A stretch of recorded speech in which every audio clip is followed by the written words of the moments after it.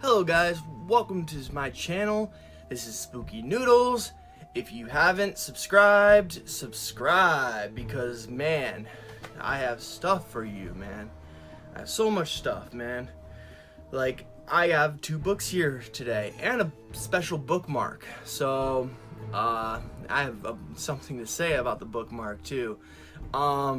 But I'm gonna wait and I'm gonna save that for last. I'm gonna first start off with the 2 books here. And the reason why I say subscribe is because I'm over 250 now, which means I'm going to my next goal, which is to reach 300 subs. Do I think I'm gonna get it? Hell no. Did I think I was gonna get 250 subs? Hell no. But here I am, 250, I think 6 subs at the moment. It's been going up and down, but the only thing that's been remaining the same is that I'm over 250. So super happy and excited about that. Never thought I'd get to this much. I don't know why I'm all of a sudden, thanking y'all about this, but I thank you so much from the bottom of my heart. I'm so thankful to have that many people sub to me, and the fact that my newest Chester review video got 86 views right now is amazing. I put a lot of work, money, and tears into that video. No, maybe not tears, but yeah, I put a lot into that video. I have a new outro. I have a theme song for Chester, and when I have a new outro, I mean Chester has a new outro. So Chester has a new outro, a new theme song, a new intro, which I made. I'm still thinking about doing a new animated intro, but I'm still thinking about it. Hell, we've been thinking about maybe doing Chester merch. If anyone would be interested in Chester merch, I don't know if I have that many people who would be interested in Chester merch, but sorry, the ding is my phone. Obviously, I'm recording on my phone, so I apologize. Should have probably silenced it, but my bad. Anyways, yeah, where was I going with this? I don't remember. But anyways, we have 2 books here. So I'm going to show you the first, and then the second, then we're going to talk about the bookmark. Alright, so first we have, and I'm going to say her name wrong, Daphne du Maurier. I can't say her last name for some reason. And this is The Birds and Other Stories. And you might be like, The Birds? I heard of that before. Well, The Birds is a movie by Alfred Hitchcock. And this is the book that inspired it. Well, this is the story that inspired it, because this actually has other stories in it as well. And this includes The Apple Tree, Kiss Me Again, Stranger, The Little Photographer, The Old Man, and Monteverde. So this is 6 superb stories from the pen of Daphne du Maurier, if that's how you say her last name. And it says stuff like, a remarkable imagination continually provokes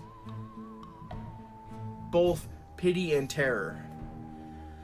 And then at the top here says, The Birds, the revolt of the birds against humankind, the famous story that became a classic of the cinema.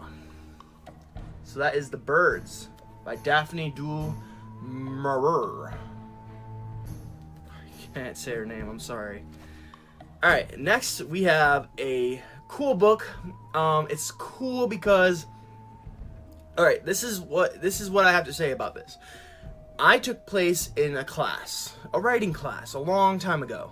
I wanted to get my writing, I wanted to mature as a writer. I wanted to get better at writing. So what I did was I entered a class, and it was a very expensive class, mind you. And when we finished the class, the teacher told me that they were gonna make a book out of all the classmates, all the students' stories. It was gonna be one book, and it was gonna be an anthology.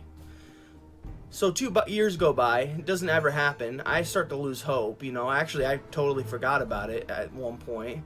But Megan one day my teacher comes up to me on email and says, look, we finally found a publisher, and we're finally going to be publishing that book that I keep telling you guys about. So, yeah, this is the book that transpired from that. This is, I think I have 2 stories in this. I could be wrong. It could be just one. But this is a contributor copy, so, you know, this is my copy with my stories in it. So, damn it, I hope it's good. It's called Wicked Writing, Volume 1, edited by Megan J. Meehan. I think it's J. Yeah, J. And on the back it says, Wicked Writing, Volume 1 contains approximately 24 macabre tales from the fertile imaginations of horror authors across the globe who participated in an online writing course designed and taught by Megan J. Meehan. That's the cover. And this is a Stitch Smile Publications book.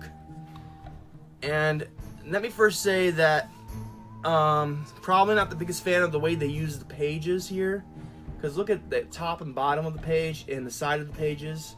You know, there's a lot of room there. I feel like they could have probably fit more words on these pages, but that's just me. Maybe that's me nitpicking at that point. Let me see here. I'm gonna see what pages my stories are on. There's a creator's note. There's a special thanks. Oh, and then here we go, the contents page. So, let's see here.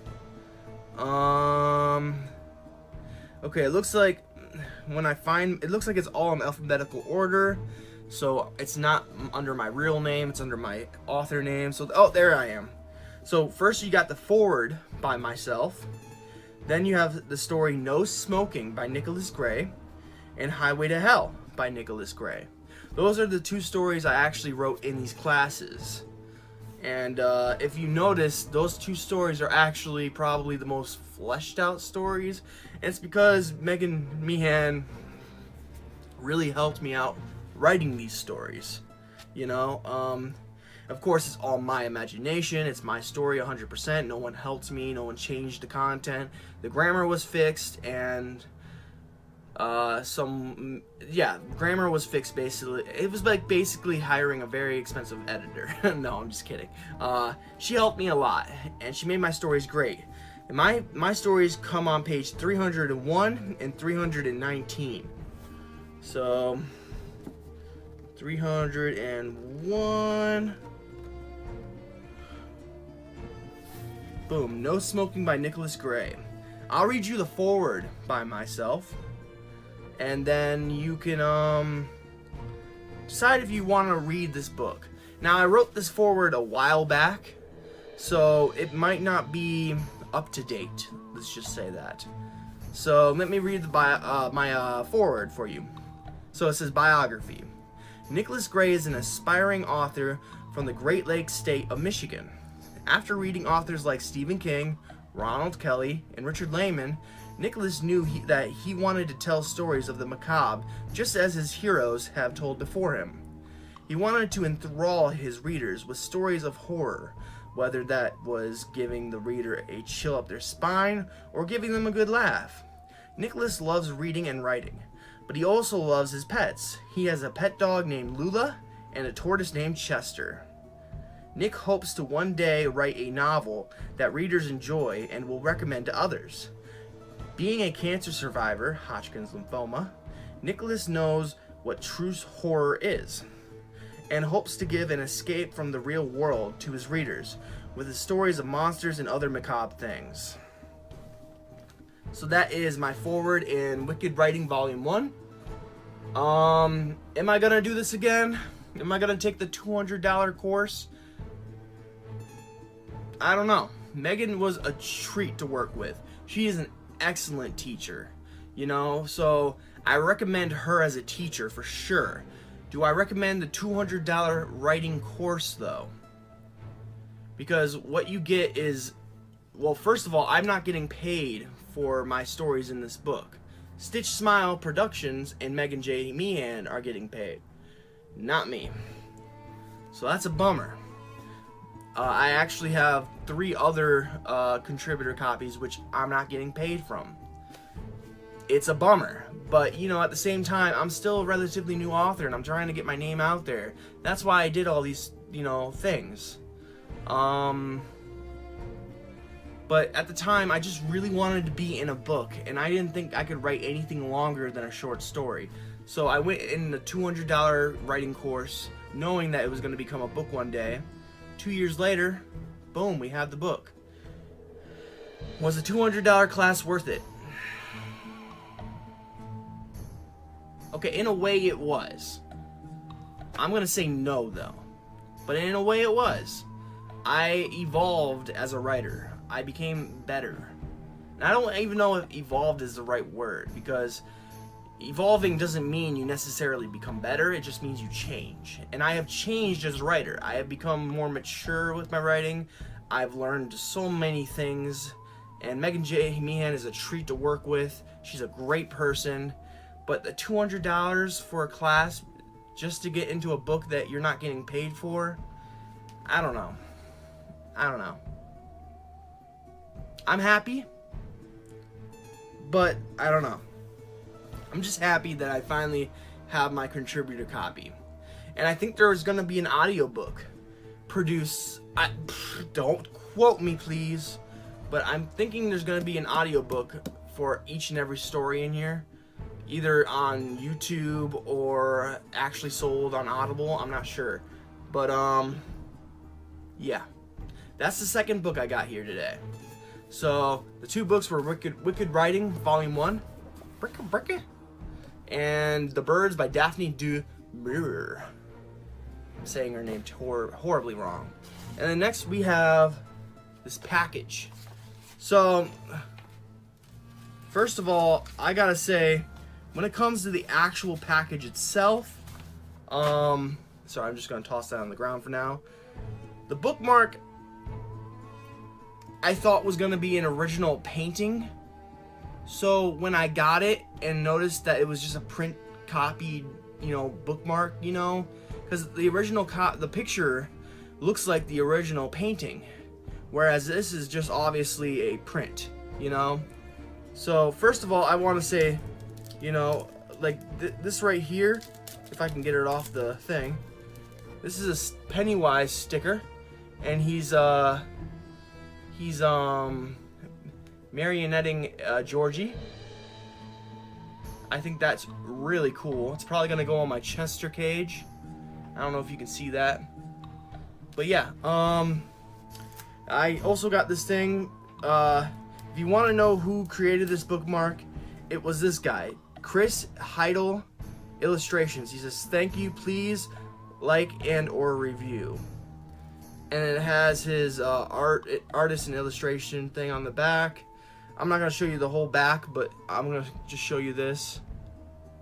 So like I said, in the picture when you're buying it, it kind of looks like an original painting, Now I'm gonna take this out of the packaging. I'm still happy about this bookmark. I don't want you guys to think that I'm disappointed with the bookmark itself. So here is the bookmark. It is Pinhead from Hellraiser, or the Hellbound Heart. Well, technically there is no Pinhead in the Hellbound Heart, but there are Cenobites, but technically there is no Pinhead. But anyways, I like the black tassel. I like the art. I thought I was getting an original, a one-of-a-kind painting bookmark. And this has obviously been printed, copied and printed. So, don't know how to feel about that. I didn't pay, out of my, that too much out of my pocket, So it's not like I was paying for an original one-of-a-kind bookmark, but I thought I was. I thought I was getting a hell of a deal, I was gonna give this guy 5 stars and blah blah blah. But first of all, it took a long time for him to even ship it out. I had to message him and ask him, hey, what happened to my order? And he was like, oh, I'm sorry, I will ship it out tomorrow. then he never really tells me he shipped it out. So then I'm waiting and waiting and waiting, and a month goes by, and I'm like, look, dude, I haven't received the bookmark yet, you know, what the heck, you know? He's like, oh, you know, you should get it by Wednesday. If it doesn't come by Wednesday, I'll send you a new one, you know? And I was like, okay, cool. So one day, we're going through the mail, and we find this pink slip, and we're like, what's this pink slip for? And it turns out that my package went to the USPS hub in Rochester, Michigan, and I had a fine, I guess. If I wanted to get the package, I had to pay $3.25 for it. So what happened was he didn't put enough stamps on the package. And so they decided that, you know, I had to be charged for those stamps that were required. So I paid the $3.25, you know, it's whatever, and then I got the bookmark. So, you know, in the end of the day, would I recommend this bookmark guy? Well, the bookmark itself is pretty cool, you know, it's a print, it's not one of a kind, blah, blah, blah, whatever. It's still a really cool bookmark, you know. You know, I don't know. I like the fact that he threw in a sticker. That was almost like you know, yo, sorry about the long wait for me shipping it out. Here's a cool sticker, you know, type thing. And again, here's the sticker. So I don't know if I recommend him or not. Bookmark, like I said, is great. I like the bookmark. It looks cool, and it's gonna go up with my Hellbound Heart thing. I'm a big Hellbound Heart fan. It's my favorite novella of all time, and I think I've done a top 5 novella list, I think. Not sure if I have or not, but if I have, then check it out. The Hellbound Heart is definitely number 1. And yeah, so boom. I was actually hoping to get this for my video, my review for the Hellbound Heart. I was gonna hold off on the Hellbound Heart review, but then it took forever, and I just decided to do it. I was gonna shoot a video of just all my Hellbound Heart stuff, you know, but alas. But that is the bookmark. Do I recommend them? Do I recommend Chris Heidel illustrations on Etsy?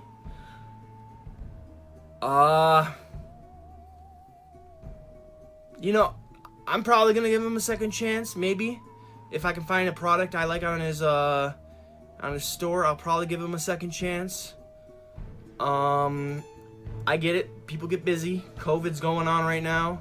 So you gotta give him the benefit of the doubt. I guess he needs to learn more about the, you know, shipping out packages and stuff. Because it needed more stamps, I guess. You know, my sister told me that, you know, she knows that needed at least 3 stamps, you know. I don't know. I always send stuff out medium mail because all I do is sell books. So, you know, I know as much as I need to know. But if you're shipping out stuff like this, you should probably know how many stamps need to go on a package. That's just me, though. I don't know. You know, he wasn't a bad guy to deal with, you know. He seemed genuine and nice. His piece was really good. I liked the art. I was a little ticked off that I had to pay $3.25. It's just $3, but you know, maybe he'll what's the word? I was about to say constipated, but that's definitely not the word. Compensate. That's it. Compensate. Maybe he'll compensate me, but I highly doubt it. But again, he's not a bad guy, so you know, we'll see. But anyways, that is my book mail today. I hope you guys enjoyed the video. I'm going to be doing an ebook haul because I suck at ebook hauls, you know. I realized that I never uploaded my ebook haul last week, you know. And I was like, wait a minute, where am I at? Like, what books have I showed you and what books haven't I showed you? So, you know, I hope you guys enjoyed the book mail video. That's all I have to really say. If I seem a little agitated than normal, I'm sorry. My dog last night, it was a hectic day. It was going well, actually. My day yesterday was going very well. Sure, I was in Holly, Michigan, working on flipping a house. We were moving cabinets into the house, and that was a little brutal. But hey, I was hanging out with Maddie and a little bit of Dakota, her boyfriend, and we were having fun, you know. Work can be fun sometimes. We're having a pretty good day, and then I get home. So my mom, just a backstory, she's going to her boyfriend's house. So she puts the dogs away and is going to go throw away the trash, but she forgets, I guess, and just leaves to go to Devin's house, her boyfriend's house. Lula gets out of her cage, gets into that trash. Lo and behold, there's chicken bones in the trash. So I get home and I open the door and get bombarded by Lula. I was not expecting Lula to be at the door. I thought I heard her scratching at the door, but then I was like, that couldn't be, because she's in her crate. She should be in her crate. But she jumps on me because she is there, and she's whimpering and she's scared. She's excited to see me, but she's very scared. You know, she's not feeling good. So I checked the house out. I'm like, okay, she's out of her cage. Big deal. She escaped. You know, I'm gonna go check the house and see if she pooped anywhere or got into anything. You know, everyone's door is shut, so that's good. She didn't go into our rooms and mess things up. You know, not saying Lula would do that, but you know, maybe she would. I don't know. But who knows? She never has been left home alone like that before. She's always in her crate when we leave. And I'm not saying she's in her crate all the time. She's a good girl. She's rarely in her crate. But when we have to go out and no one's home, you know, she's too young to know, or maybe it's a me thing. Maybe I just have to teach her. But I think she's too young to know not to do things. Anyways, she got into the trash. I look and see that she got into my mom's Jimmy John's, No, Jersey Mike's sub. She got into the Jersey Mike's sub, and I was like, okay, big deal. It's just my bad. It's just a sub. But then I remembered that I had a phone call with Mom earlier, and she said, when you guys get home, do you think you can debone the chicken for a soup or something? So in my mind, I'm like, wait a minute. What if she decided to go and debone the chicken herself so we didn't have to do it? Because that's kind of considerate. So I went and checked, and lo and behold, I can't find any chicken. Well, turns out, you know, my sister comes over and goes, there's the chicken, and it's all deboned. So where are the bones? We're wondering. So we spent an hour looking for bones. We're looking for bones while Lula's whimpering, you know, laying on the ground. We never found the bones. I call my mom, ask her where are the bones. She says, oh, they're in the trash next to the stove, you know, on top of the trash. Lula ate everything on top of the trash. So, Lula ate chicken bones. So we go to the vet. We get on the waiting list for the vet. We wait 3 hours in the parking lot for the emergency vet hospital.